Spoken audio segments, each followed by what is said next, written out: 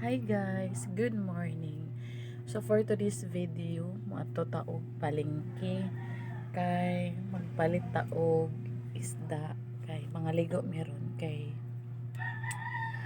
birthday ugma. Supposedly ang birthday sa ate sa kuya is ugma.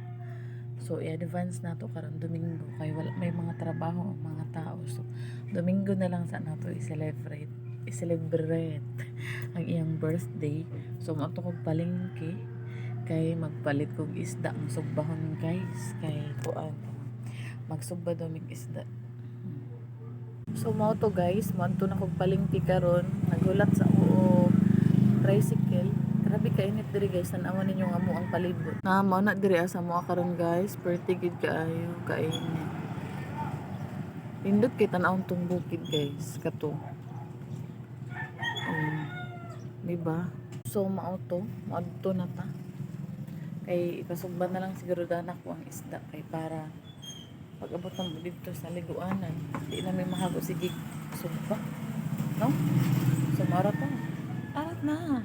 So mao to guys, linaog na tagikan diha padto na tag palengke. Ante, oy, andam naman niyang kasalo oy.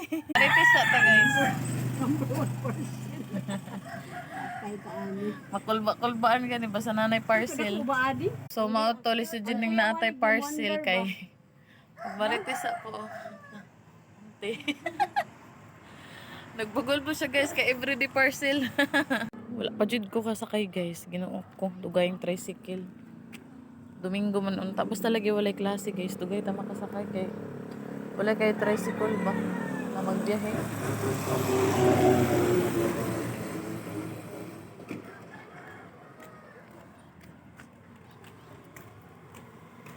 Pa jud siya. 160.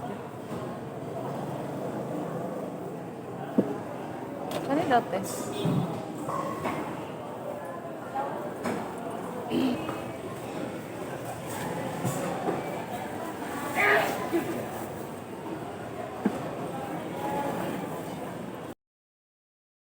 So mao to guys, so man ako pagpalit itong isda diri na pud ko sa sugbahan. Samtang nagulat ko sa akong sinugba guys. Giapil na lang po na ako video ning palengke kay parte na jud inita guys, alas 9 pa ni sa buntag. So mao to guys, pauli na ko ani. So abangan na to ang part 2 ani. Bye.